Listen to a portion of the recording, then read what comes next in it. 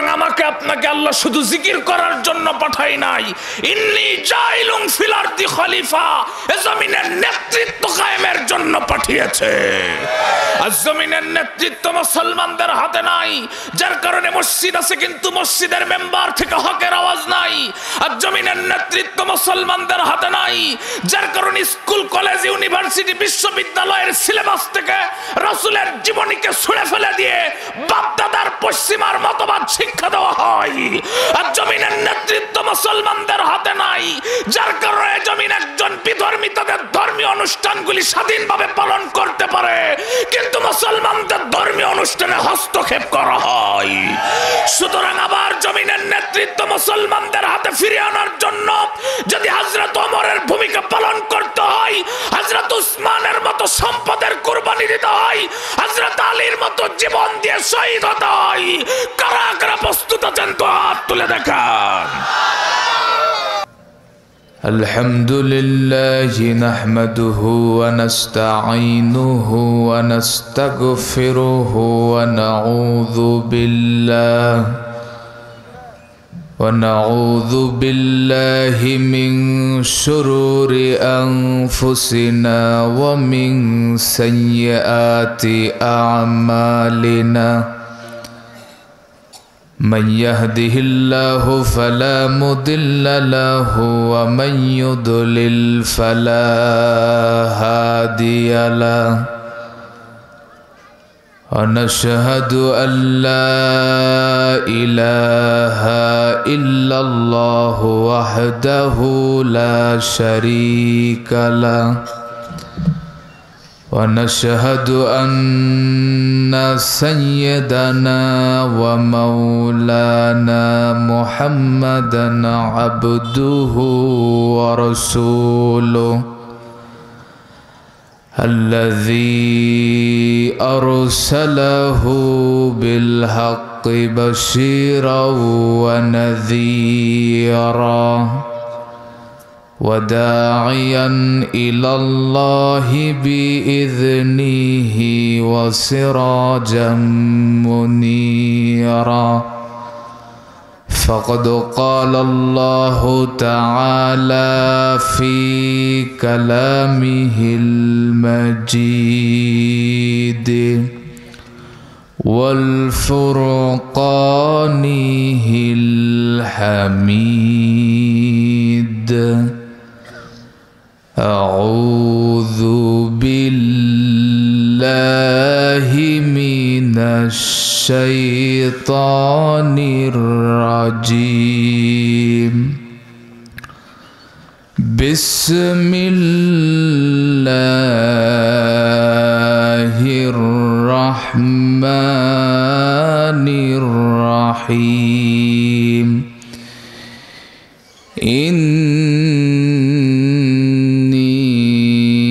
جاعل في الأرض خليفة.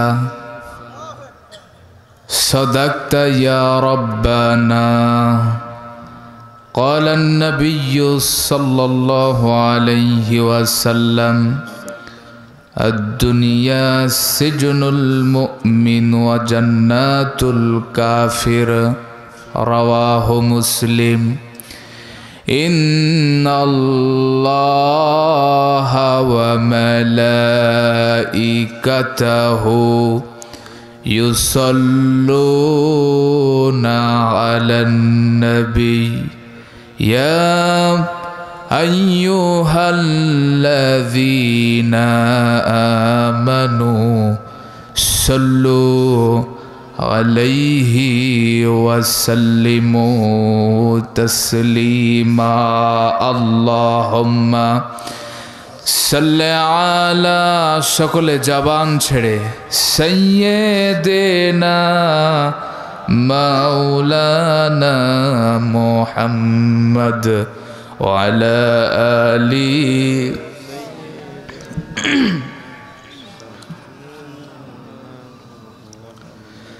যুগে যুগে মুসলিম ছিল শ্রেষ্ঠ বীরের জাতি। তবে কেন আজকে হলো করুণ পরিণতি। আর একটু আস্তে বলুন। যুগে যুগে মুসলিম ছিল শ্রেষ্ঠ বীরের জাতি, তবে কেন আজকে হলো করুণ পরিণতি। কেউ বলে আজ দিন কায়েমের নেই তো প্রয়োজন, আর দিনের তরে মরণকে কেউ করছে আলিঙ্গন। দিনের দাওয়াত দিতে গিয়ে কেউ জেলে বন্দী, বাতিল মতের সাথে আবার কেউ করে সন্ধি। সব ভুলে আজ একসাথে ভাই তোলো রে আওয়াজ, এই পৃথিবী খোদার জমিন চলবে তারি রাজ। গর্জে ওঠো বীর মুজাহিদ আল কোরআনের সাথী, যুগে যুগে মুসলিম ছিল শ্রেষ্ঠ বীরের জাতি, তবে কেন আজকে হলো করুণ পরিণতি। ঠিক কিনা?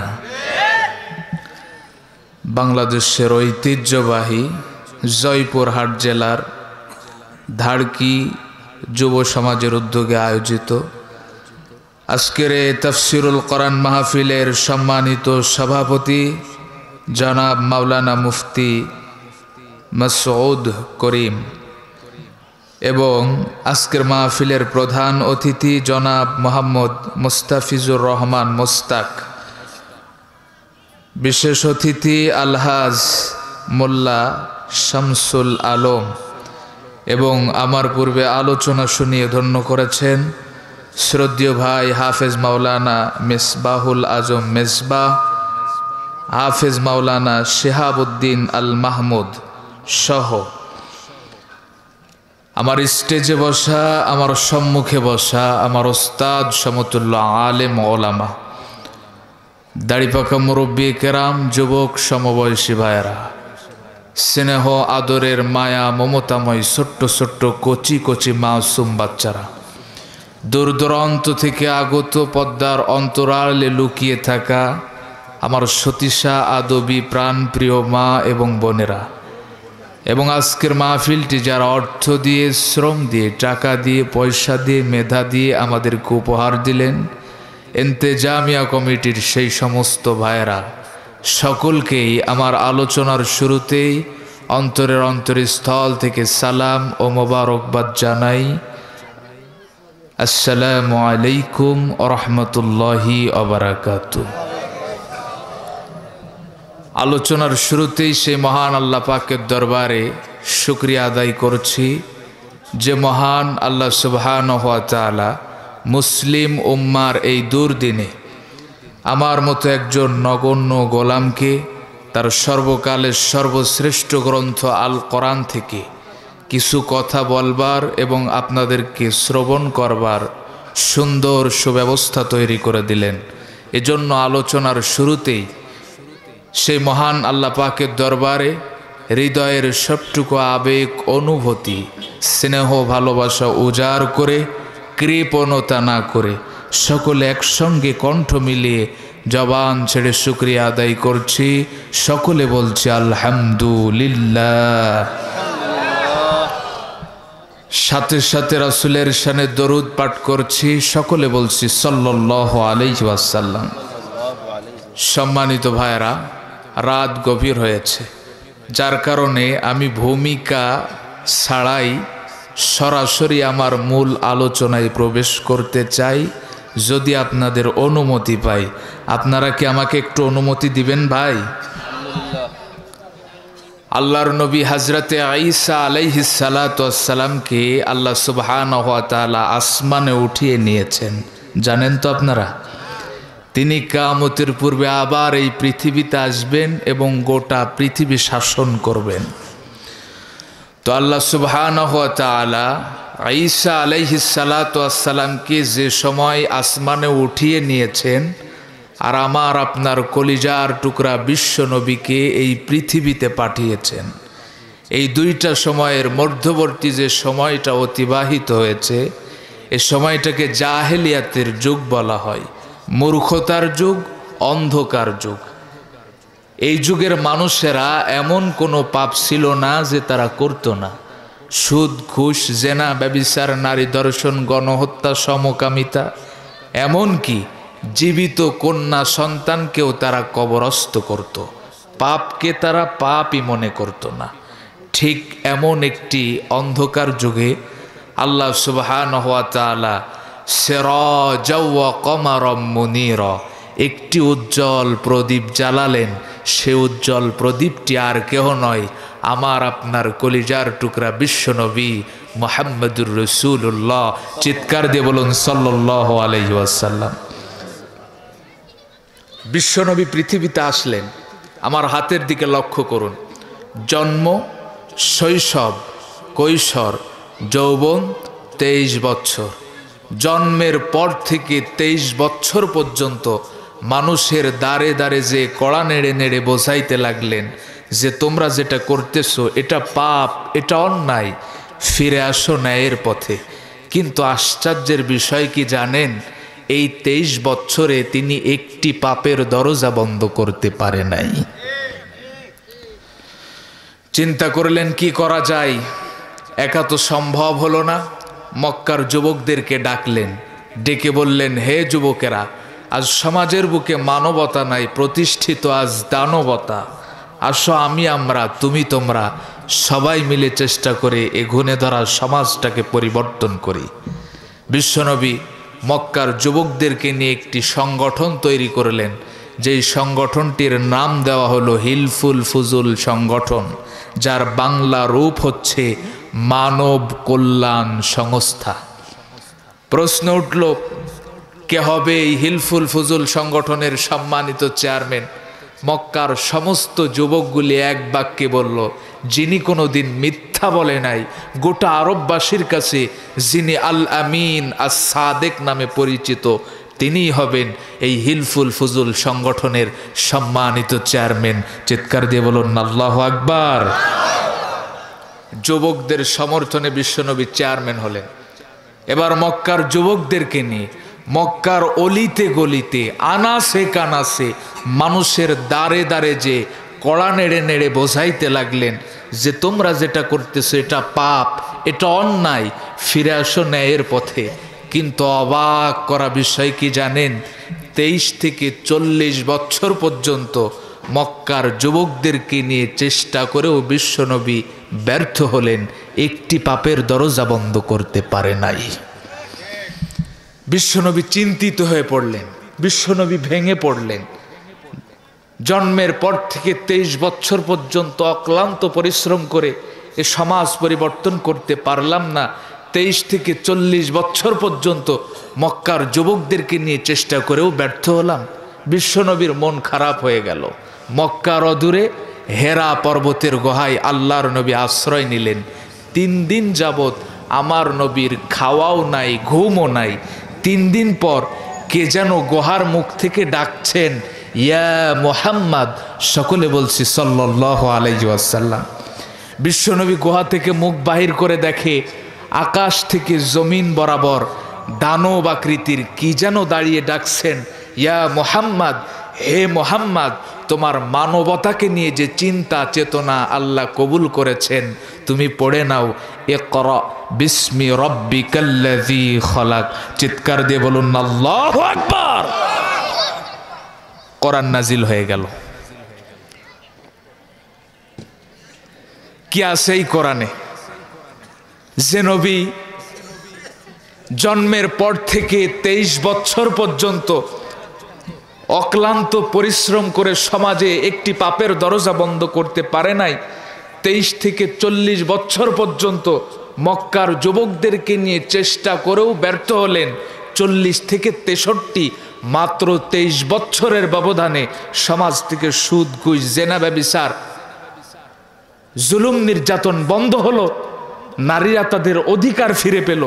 সমস্ত পাপের দরজাগুলি বন্ধ হয়ে শান্তির দরজাগুলি খুলে গেল। কি আছে এই কোরআনে? সেই একই কোরআন যে আজও আমাদের কাছে আছে। কোরআনের একটা সূরা, একটা পৃষ্ঠা, একটা আয়াত, এমনকি একটা হরফ পর্যন্ত পরিবর্তন হয় নাই। এ ব্যাপারে কারো কি কোনো সন্দেহ আছে? পিছনের ভাইয়েরা সন্দেহ আছে? তাহলে আজ থেকে প্রায় ১৫০০ বছর পূর্বে এসে যে কোরআন একটি অসভ্য জাতিকে ইতিহাসের পাতায় শ্রেষ্ঠ জাতিতে পরিণত করেছিল, সেই একই কোরআন তো আজও আমাদের প্রত্যেকের ঘরে ঘরে, মসজিদে, মাদ্রাসাতে। কিন্তু সে কোরআন থাকা সত্ত্বেও কি এ অসভ্য জাতি সভ্য হয়েছে? আর একটু আসতে বলুন, হয়েছে? তাহলে এটা কি কোরআনের ব্যর্থতা? কথা বোঝেন নাই? ছোট্ট একটা দৃষ্টান্ত দিয়ে বোঝাই। এক রোগী ডক্টরের কাছে গেছে। ডক্টর ইসিজি, আল্ট্রাসোনো, এক্সরে, ব্লাড পরীক্ষা, যাবতীয় পরীক্ষা নিরীক্ষা করে রোগীর কাছ থেকে রোগের বিবরণ শুনে একটা প্রেসক্রিপশন লিখে দিয়েছে। এখন রোগী ডক্টরের দেওয়া প্রেসক্রিপশনটা বাড়িতে এনে সকালে 2 খতম দেয়, দুপুরে 2 খতম দেয়, রাত্রবেলা ঘুমানোর পূর্বে 2 খতম দিয়ে ঘুমাতে যায়। নিঃসন্দেহে পরের দিন সকালবেলা রোগী সুস্থ হয়ে যাবে। জয়পুরহাটের মানুষ মনে হয় আমার কথা বোঝে নাই। রোগী কি সুস্থ হবে নাকি রোগীর মরার সম্ভাবনা থাকবে? রোগী তখনই সুস্থ হবে, রোগীর সমস্যার সমাধান তখনই হবে রোগী যখন ডক্টরের দেওয়া প্রেসক্রিপশন অনুযায়ী চলবে। ঠিক কিনা বলেন? ডক্টরের দেওয়া প্রেসক্রিপশন অনুযায়ী না চলে প্রেসক্রিপশন খতম দিয়ে রোগীর সমস্যার সমাধান যেই রকম অসম্ভব, আল্লাহ কোরআন দিয়েছেন অনুনাজ্জিলু মিনাল কোরআনি মা হুয়া শিফা। জাতির সমস্যার সমাধানের জন্য যতদিন পর্যন্ত এ জাতি তাদের সমস্যার সমাধান আল্লাহর কোরআন দিয়ে না দিবে, এ জাতিও এ কোরআন যতই খতম দেখ না কেন, ওই রোগীর মতো এ জাতির সমস্যার সমাধানও অসম্ভব। আজ থেকে প্রায় ১৫০০ বছর পূর্বে আল্লাহর নবী এই কোরআন নামক প্রেসক্রিপশন দিয়ে একটি জাতিকে আহ্বান জানিয়েছিল। তারা আল্লাহর নবীর ডাকে সাড়া দিয়ে ইতিহাসের পাতায় শ্রেষ্ঠ জাতিতে নাম লিখিয়েছিল। আমার বিশ্বাস এই জাতিও যদি সেই কোরআনের ডাকে সাড়া দেয়, এ জাতিও ইতিহাসের পাতায় শ্রেষ্ঠ জাতিতে নাম লেখাবে, কোনো সন্দেহ নাই। ঠিক কিনা বলেন ভাই? সম্মানিত ভাইয়ের আমার, আল্লাহর নবী মক্কার 13 বছরের জীবনে জাতিকে কোরআন নামক প্রেসক্রিপশন দিয়ে আহ্বান জানালো। কেউ তার ডাকে সাড়া দিয়ে ইসলামের সুশীতল ছায়াতলে আশ্রয় নিল, আর কেউ তার ডাকে সাড়া তো দিলই না, বরং গালি দিল, ধোঁকাবাজ বলল, এমনকি পাথর নিক্ষেপ করে তার শরীর থেকে রক্ত ঝরালো। কিন্তু ইতিহাস সাক্ষী দেয় আল্লাহর নবী জাতিকে কোরআন নামক প্রেসক্রিপশন দিয়ে আহ্বান জানানোর কারণে আল্লাহর নবীর উপর নির্যাতনের মাত্রা বেড়েছিল যত বেশি, জাতি আল্লাহর নবীর ডাকে সাড়া দিয়ে ইসলামের সুশীতল ছায়াতলে আশ্রয় নিয়েছিল তত বেশি। বন্ধুরা আমার, আজকের দিনেও প্রমাণ হয়ে গেছে সেই নবীর আদর্শ লালন করে যারা সেই কোরআন নামক প্রেসক্রিপশন দিয়ে জাতিকে আহ্বান জানায়, তাদেরকেও জাতি থেকে বিচ্ছিন্ন করার জন্য কত ষড়যন্ত্র আর চক্রান্ত করা হয়েছে। কাউকে দেশ ছাড়া করা হয়েছে, কাউকে যুগের পর যুগ কারাগারের ভিতরে ঢুকিয়ে শহীদ করেছে, কত কোরআনের মাহফিল বন্ধ করেছে। কিন্তু আজ পর্যন্ত কি তারা কোরআন থেকে জাতিকে বিচ্ছিন্ন করতে পেরেছে? আরো আসতে কোন পেরেছে? দৃষ্টান্ত দিতে যে বলি, লবণ আর চিনি দেখতে একই রকম, কোনো পার্থক্য নাই। কিন্তু পিপিলিকা লবণের কাছে যাই নাকি চিনির কাছে যাই? আরো আসতে কোন না কেন? পিপিলিকা না খেয়ে মারা যাবে কিন্তু লবণে মুখ দিবে না। এই চিনির কাছে যাওয়ার কারণে মালিক পিপিলিকাকে ধমক দেয়, তাড়িয়ে দেয়। এমনকি শেষ পর্যন্ত বিষাক্ত বিষ দিয়ে হত্যা করে। কিন্তু আজ পর্যন্ত কি মালিক চিনি থেকে পিপিলিকাকে আলাদা করতে পেরেছে? চিনি আছে যেখানে, পিপিলিকা সেখানে। চিনি থেকে যে এরকম পিপিলিকাকে আলাদা করা যায় না, এদেশের কোরআন প্রেমিক তাওহীদি মুসলিম জনতার শরীরে যতক্ষণ পর্যন্ত রক্ত আছে, আল্লাহর কোরআন থেকে আলাদা করা যাবে না। সম্মানিত ভাইয়ের আমার, আল্লাহর নবী জাতিকে কোরআন নামক প্রেসক্রিপশন দিয়ে আহ্বান জানালো। জাতি আল্লাহর নবীর ডাকে সাড়া দিয়ে ইসলামের ছায়াতলে আশ্রয় নিল। তারপর রাব্বুল আলামিন তার নবীকে মেরাজে ডাকলো। এই মেরাজের মাসে আল্লাহর নবী আল্লাহর সঙ্গে সাক্ষাৎ করলো। রাব্বুল আলামিন তার নবীকে জান্নাত জাহান্নাম ঘুরিয়ে ঘুরিয়ে দেখালো। আসার সময় উপহার স্বরূপ 5 ওয়াক্ত সালাত দিল। আল্লাহর নবী জমিনে সে নিজে সালাত আদায় করলো, সাহাবাদেরকে নিয়ে সালাত আদায় করলো, রাত জেগে জেগে তাহাজ্জুদ পড়লো। কিন্তু আল্লাহর নবী মক্কার 13 বছরে একটা মসজিদ নির্মাণ করলো না। করেছে নাকি?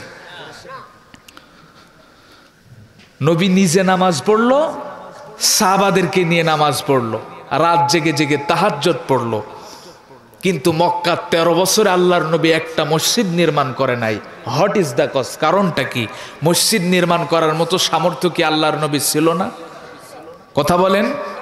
সাহাবায়ে কেরামের ছিল না?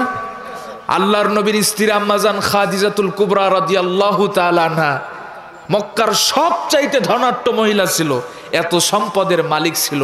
ইসলাম কবুল করার সঙ্গে সঙ্গে তার সমস্ত সম্পদ আল্লাহর নবীর কদম মোবারকে হাজির করলেন। আল্লাহু আকবার।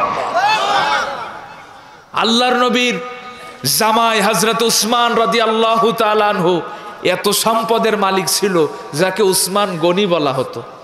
আল্লাহর নবী যদি তাদেরকে বলতেন আমাদের মতো রড সিমেন্ট বালু দিয়ে নয়, তারা আল্লাহর নবীর জন্য স্বর্ণ দিয়ে হলেও একটা মসজিদ নির্মাণ করে দিতেন। ঠিক কিনা বলেন? কিন্তু সামর্থ্য থাকা সত্ত্বেও কেন আল্লাহর নবী মক্কার 13 বছরে একটা মসজিদ নির্মাণ করে নাই? এটাই আজকের আলোচনার মূল বিষয়। কেন মসজিদ নির্মাণ করে নাই শুনে যাবেন কারা কারা? 2 হাত তুলে দেখান তারা তারা। 2 হাত তোলেন, লিল্লাহে তাকবীর। আল্লাহ আমাদেরকে কবুল করে নাও, সকলে বলছে আমিন। সম্মানিত ভাইয়ের আমার, এরপর আল্লাহর নবী আল্লাহর নির্দেশে মক্কা থেকে মদিনায় হিজরত করল। মদিনায় হিজরত করার সঙ্গে সঙ্গে মদিনার মানুষেরা তলা আল বাদরু আলাইনা ইনসানিয়াতিল আইদাই ওয়াজাবাত শুকরু আলাইনা মাদা লিল্লাহি দাই, এই স্লোগান দিয়ে দিয়ে তারা আল্লাহর নবীকে রিসিভ করলো। শুধু এতটুকুই নয়, আল্লাহর নবী মদিনায় প্রবেশ করার সঙ্গে সঙ্গে মদিনার মানুষেরা ইসলামের জন্য মদিনার জমিনটাকে আল্লাহর নবীর হাতে তুলে দিল। আল্লাহর নবী মদিনায় উঠের পিঠ থেকে সর্বপ্রথম যেই জায়গাটায় নামলেন, জায়গাটার নাম হচ্ছে কোবা। সাহাবাদেরকে নির্দেশ দিলেন, ও আমার প্রাণের সাহাবারা, এই জায়গায় একটা মসজিদ নির্মাণ করো, মসজিদটার নাম দাও মসজিদে কোবা। আমি নবী কথা দিলাম, যারা এই মসজিদে ঈমানের সাথে 2 রাকাত সালাত আদায় করবে, রাব্বুল আলামিন তাদের আমলনামায় একটা কবুল উমরার সওয়াব লিখে দিবে। এরপর আল্লাহর নবী মদিনার শহরের ভিতরে প্রবেশ করলেন। সাহাবাদেরকে নির্দেশ দিলেন, ও আমার প্রাণের সাহাবারা, মদিনার শহরের ভিতরে আর একটা মসজিদ নির্মাণ করো, মসজিদটার নাম দাও মসজিদে নববী। এই রকম ভাবে যে নবী মক্কার 13 বছরে একটা মসজিদ নির্মাণ করে নাই, সেই একই নবী মদিনার 10 বছরে 1-2টা নয়, নিজ হাতে 163টি মসজিদ নির্মাণ করলেন। আল্লাহু আকবার। যে নবী মক্কার 13 বছরে একটা মসজিদ নির্মাণ করে নাই, সেই একই নবী মদিনার 10 বছরে নিজ হাতে 163টি মসজিদ নির্মাণ করলেন। What is the cause? কারণটা কি? আচ্ছা আপনারা বলুন তো, আপনারা যখন কোনো বিল্ডিং ওঠান, আগে কি বিল্ডিং ওঠান নাকি জমিনটাকে নিজের নামে দলিল করেন? কথা বললেন না সবাই। 1 শতাংশ জমিন যখন অন্যের ভিতরে চলে যায় মনে হয় জয়পুর হাটে আপনার মতো ভালো আমিন আর কেউ নাই। এখন কথা বলছেন না কেন? আগে বিল্ডিং ওঠান নাকি জমিনটাকে নিজের নামে দলিল করেন? জমিন নিজের নামে দলিল না করে যদি বিল্ডিং ওঠান, ওই বিল্ডিং কি স্থায়ী হবে নাকি ভেঙে দিবে? আল্লাহর নবী যখন মক্কায় ছিল, মক্কার জমিনের মালিক ছিল কারা? আবু জেহেল, আবু লাহাব, উতবা, শাইবা, ওয়ালিদ ইবনে মুগীরা, ইসলামের চরম দুশমন এই সমস্ত কাফের মুশরিকেরা। আপনারা দেখেছেন আমাদের পার্শ্ববর্তী রাষ্ট্র ভারত, সেখানে মুসলমানদের কয়েক শত বছরের পুরাতন ঐতিহ্য বাবরি মসজিদ, সেটাকে ভেঙে তারা মাটির সঙ্গে মিশিয়ে ওই জায়গায় আবার রাম মন্দির স্থাপন করেছে। দেখেছেন না? কারণটা কি? কারণ হচ্ছে এখন আর ভারতের জমিন মুসলমানদের দখলে নাই, এখন ভারতের জমিন বিধর্মীদের দখলে। কাদের দখলে? সুতরাং আল্লাহর নবী তার জীবনী থেকে উম্মতের জন্য এই মেসেজটাই দিচ্ছেন, আগে মসজিদ নির্মাণ নয়, আগে জমিন দখল। আগে কি দখল? আর এই জন্যই আল্লাহ আমাকে আপনাকে এই পৃথিবীতে পাঠিয়েছে শুধুমাত্র সুবহানাল্লাহ, আলহামদুলিল্লাহ, লা ইলাহা ইল্লাল্লাহ এই জিকির করার জন্য। যদি মানুষ সৃষ্টি করার প্রয়োজন হতো, আল্লাহর কোনো দরকার ছিল নাকি? কারণ আল্লাহর অসংখ্য ফেরেশতা, অসংখ্য সৃষ্টি রাত দিন 24 ঘন্টা জিকির করছে। কার? আরো জোরে কোন কার? সুতরাং আমাকে আপনাকে আল্লাহ শুধু জিকির করার জন্য পাঠাই নাই, ইন্নী জাইলুন ফিল আরদি খলিফা, এই জমিনের নেতৃত্ব কায়েমের জন্য পাঠিয়েছে। আর জমিনের নেতৃত্ব মুসলমানদের হাতে নাই, যার কারণে মসজিদ আছে কিন্তু মসজিদের মেম্বার থেকে হকের আওয়াজ নাই। আর জমিনের নেতৃত্ব মুসলমানদের হাতে নাই, যার কারণে স্কুল, কলেজ, ইউনিভার্সিটি, বিশ্ববিদ্যালয়ের সিলেবাস থেকে রাসূলের জীবনীকে ছুঁড়ে ফেলে দিয়ে বাপদাদার পশ্চিমার মতবাদ শিক্ষা দেওয়া হয়। আর জমিনের নেতৃত্ব মুসলমানদের হাতে নাই, যার কারণে জমিন একজন বিধর্মী তাদের ধর্মীয় অনুষ্ঠানগুলি স্বাধীনভাবে পালন করতে পারে, কিন্তু মুসলমানদের ধর্মীয় অনুষ্ঠানে হস্তক্ষেপ করা হয়। সুতরাং আবার জমিনের নেতৃত্ব মুসলমানদের হাতে ফিরিয়ে আনার জন্য যদি হযরত ওমরের ভূমিকা পালন করতে হয়, হযরত উসমানের মতো সম্পদের কুরবানি দিতে হয়, হযরত আলীর মতো জীবন দিয়ে শহীদ হতে হয়, কারা কারা প্রস্তুত আছেন তো হাত তুলে দেখান।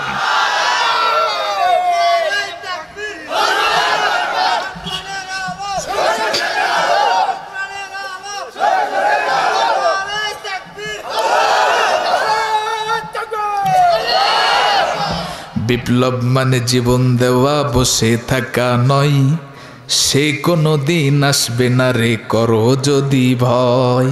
ঠিক কিনা বলেন? বিপ্লব মানে জীবন দেওয়া, বসে থাকা নয়, সে কোনো দিন আসবে না রে করো যদি ভয়। আসবে বিজয়, রক্ত আর জীবনের বিনিময়, আসবে বিজয়, রক্ত আর জীবনের বিনিময়। বিপ্লব মানে জীবন দেওয়া, বসে থাকা নয়, বলুন সে কোনো দিন আসবে না রে করো যদি ভয়। লড়াইয়ের ওই ময়দানেতে যেতে তোমাকে হবে, প্রয়োজনে সব রক্তটুকু জমিনেই ঢেলে দিবে। লড়াইয়ের ওই ময়দানেতে যেতে তোমাকে হবে, প্রয়োজনে সব রক্তটুকু জমিনেই ঢেলে দিবে। তবুও তোমার লড়তেই হবে, মানিবে না পরাজয়।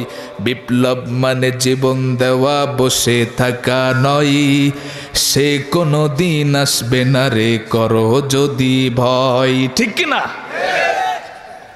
কষ্ট পাচ্ছেন ভাইরা? আর জমিনের নেতৃত্ব যাদের হাতে থাকার দরকার ছিল, তাদের হাতে আজ জমিনের নেতৃত্ব না থাকার কারণে জমিনের ব্যবস্থাপনা আজ কি বিপর্যয়ে দাঁড়িয়েছে, ছোট্ট একটি দৃষ্টান্ত দিয়ে আপনাদেরকে বোঝাই। এক রাজা, ইকোটার একটু কমায় দেন, আগের মতো করেন। কষ্ট পাচ্ছেন ভাইরা? আমি কি আর একটু সামনের দিকে অগ্রসর হব? আপনার একটু সুন্দর পরিবেশ আমাকে দেন, আমি একটা সুন্দর মেসেজ আজকের মাহফিলের মাধ্যমে আপনাদেরকে উপহার দেব ইনশাআল্লাহ। তো রাজা কিছুদিনের জন্য রাজ্যের দায়িত্ব রাজ্যের মন্ত্রীর কাছে দিয়ে রাজ্যের কাজে বাইরে গেছে। দীর্ঘদিন পর রাজা যখন রাজ্যের কাজ শেষ করে তার রাজ্যে ফিরে এসেছে, সর্বপ্রথম মন্ত্রীকে ডাক দিয়ে বলে, মন্ত্রী, রাজ্যের সবকিছু ঠিকঠাক আছে তো? মন্ত্রী কয়, রাজামশাই, সামান্য কয়েকটি অগোছালো ঘটনা ছাড়া সবকিছুই ঠিক আছে। রাজা কয়, ও আচ্ছা, এই ব্যাপার, তা বলো শুনি সেই সামান্য অগোছালো ঘটনাগুলি কি? মন্ত্রী কয়, রাজামশাই, তেমন কিছু না, আপনার কোদালের আষাঢ় ভাঙছে। কি ভাঙছে? জয়পুরহাটে কি বলে? ডাট। তো কোদালের ডাট ভাঙছে। হয়েছে তো এবার? রাজা কয়, ও আচ্ছা, এই ব্যাপার, তো কোদালের ডাট ভাঙলো কেমনে? মন্ত্রী কয়, রাজামশাই, আপনার শখের যে ঘোড়াটা ছিল না, ওই ঘোড়াটা মারা গেছে, ওর কবর খুঁড়তে যে এই কোদালের ডাট ভাঙছে। রাজা কয়, কও কি, আমার শখের ঘোড়া মরলো কেমনি? মন্ত্রী কয়, রাজামশাই, আপনার শখের যে আম গাছটা ছিল না, ওই আম গাছটা কাটতে যে ওই আম গাছের ডাল ঘোড়ার পিঠে পড়ে ঘোড়া মারা গেছে। রাজা কয়, বেটা মন্ত্রী, তুই আর কাম পাস নাই, আমার আম গাছ কাটতে গেছিস? আমার আম গাছ কাটছিস কেন, তাই আগে বল। মন্ত্রী কয়, রাজামশাই, আমার কি দোষ বলুন? আপনার মাই তো বলেছিল আমার সেই যাত্রায় যেন এই আম গাছটা দিয়ে আমার চিতা জ্বালানো হয়। রাজা কয়, বেটা মন্ত্রী, তার মানে আমার মাও শেষ? এই বেটা মন্ত্রী, আমার মা মরলো কেমনে, তাই আগে বল। মন্ত্রী কয়, রাজামশাই, আপনার মায়ের বয়স হয়েছে, অসুস্থ মানুষ, এই শেষ বয়সে এসে আর পোতার শোকের ধাক্কাটা সইতে পারেনি। রাজা কয়, বেটা মন্ত্রী, তার মানে আমার ছেলেও শেষ? এই বেটা মন্ত্রী, আমার ছেলেকে মারছিস কেন, তাই আগে বল। মন্ত্রী কয়, রাজামশাই, ছেলের শোকে উলট পালট বকবেন না, ছোট্ট দুধের বাচ্চা, তার মা যদি বেঁচে না থাকে দুধের বাচ্চা বাঁচবে কেমনে? মন্ত্রী কয়, বেটা, রাজা কয়, বেটা মন্ত্রী, তার মানে আমার বউ শেষ? মন্ত্রী কয়, জি রাজামশাই, এই সামান্য কয়েকটি অগোছালো ঘটনা ছাড়া সবকিছুই ঠিক আছে। রাজা কয়, বেটা মন্ত্রী, এগুলি যদি সামান্য অগোছালো ঘটনা হয় তাহলে জটিল ঘটনা কি? আজ আমাদের অবস্থাও ঠিক একই পর্যায়ে দাঁড়িয়েছে। যাদের হাতে জমিনের নেতৃত্ব থাকার দরকার ছিল, তাদের হাতে জমিনের নেতৃত্ব না থাকার কারণে রাত্রবেলা নাকে খাঁটি সরিষার তৈল দিয়ে ঘুমালাম, সকালবেলা উঠে দেখি 84 টাকার পেট্রোল 130 টাকা। জিজ্ঞাসা করলাম কারণটা কি? কয়, রাশিয়া ইউক্রেন যুদ্ধ লেগেছে। এরপরে কাঁচামালের বাজারে যেয়ে দেখি 20 টাকার পেঁয়াজ 200 টাকা, 200 টাকার ঝাল 400 টাকা। জিজ্ঞাসা করলাম কারণটা কি? কয়, ইন্ডিয়া ঝাল পেঁয়াজ দিয়ে বন্ধ করেছে। আমি এদেশের একজন স্বাধীন নাগরিক, এটা একটা গণতান্ত্রিক রাষ্ট্র, আমার নাগরিক অধিকার আদায়ের জন্য গেলাম, যে দেখি কারা তাহাজ্জুদ পড়ে আদায় করেছে। জিজ্ঞাসা করলাম এটা আবার কোন পদ্ধতি? কয়, এটা স্মার্ট পদ্ধতি। এটা একটা মুসলিম কান্ট্রি, দেশের মাটির নিচে শাহজালাল, শাহ মাকদুমের মতো আল্লাহর ওলিরা শুয়ে আছে। এদেশের মানুষেরা ফজরের আজান শুনে ঘুম থেকে ওঠে আর এশার আজান শুনে ঘুমাতে যায়। এই জমিনে আল্লাহর কোরআনের তাফসীরের জন্য অনুমতির প্রয়োজন হয়। এর চাইতে নেককার লজ্জাজনক ঘটনা জাতির জন্য আর কি হতে পারে? সুতরাং আমাদের আর বসে থাকার সময় নাই, আমাদের সময় এসেছে আমাদের অধিকার আদায়ের। কথা বলেন, এবারের সংগ্রাম আমাদের অধিকার আদায়ের সংগ্রাম। এবারের সংগ্রাম এদেশের আলেম ওলামাদের মুক্তির সংগ্রাম। এবারের সংগ্রাম এ জমিনে জালেমের পতনের সংগ্রাম। এবারের সংগ্রাম এদেশের বাকরুদ্ধ মানুষের বাক স্বাধীনতার সংগ্রাম। এবারের সংগ্রাম এ জমিন আল্লাহর দিন বিজয়ের সংগ্রাম। রক্ত যখন দিয়েছি, রক্ত আরো দেব, কিন্তু এদেশের মানুষের অধিকার আদায় করে শুনবো ইনশাআল্লাহ। পারবো তো ইনশাআল্লাহ? একটা কথা মনে রাখবেন, এদেশের তাওহীদি মুসলিম জনতা নিজেদের অধিকার আদায়ের জন্য, ন্যায় বিচার প্রতিষ্ঠা করার জন্য, নিরপরাধ মানুষগুলিকে মুক্ত করার জন্য 1971 সালে শরীরের তক্তলও জমিনে ঢেলেছে। এ জাতির রক্ত থেকে এখনো রক্ত দেওয়ার নেশা যায় নাই। আবার যদি ন্যায় বিচার প্রতিষ্ঠিত করার জন্য, নিজেদের অধিকার আদায়ের জন্য 71-এর মতো শরীরের তক্তলও জমিনে ঢালতে হয়, কারা কারা প্রস্তুত আছো? হাত তুলে দেখাও। একটা তাকবীর দিতে পারলেন না? আমি কি কোনো থামেন থামেন, আমি কি কোনো গোরস্থানে আলোচনা করছি নাকি? একটা যুবক হযরত ওমরের মতো একটা তাকবীর দেন দিনই দেখি। ইমানি জজবা কেমন আছেন? একজন যুবক দাঁড়ান।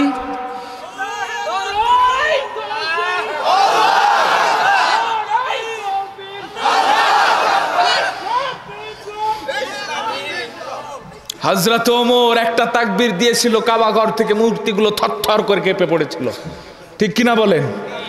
আর আমার যুবকেরা তাকবীর দেয়। কষ্ট পাচ্ছেন ভাইরা?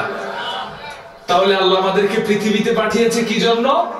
ইন্নী জাইলুম ফিল আরদি খলিফা, জমিনের নেতৃত্ব কায়েমের জন্য, খেলাফতের দায়িত্ব পালনের জন্য, ঠিক কিনা বলেন? এই খেলাফতের দায়িত্ব পালন করতে যে, এই জমিনে খেলাফত কায়েম করতে যে নবী রাসূলেরা ত্যাগ স্বীকার করেছিল, সাহাবারা রক্ত দিয়েছিল, জীবন দিয়েছিল, যার মাধ্যমে জমিনে খেলাফত কায়েম হয়েছিল, ঠিক কিনা? আর যারা এই খেলাফত কায়েমের জন্য ত্যাগ স্বীকার করেছে, আল্লাহর কতটা প্রিয় মাহবুব বান্দা হয়েছে। আল্লাহর নবীর একজন অন্ধ সাহাবী আব্দুল্লাহ ইবনে উম্মে মাখদুমের জীবনী শুনলেই বুঝতে পারবেন। শুনবেন আপনারা?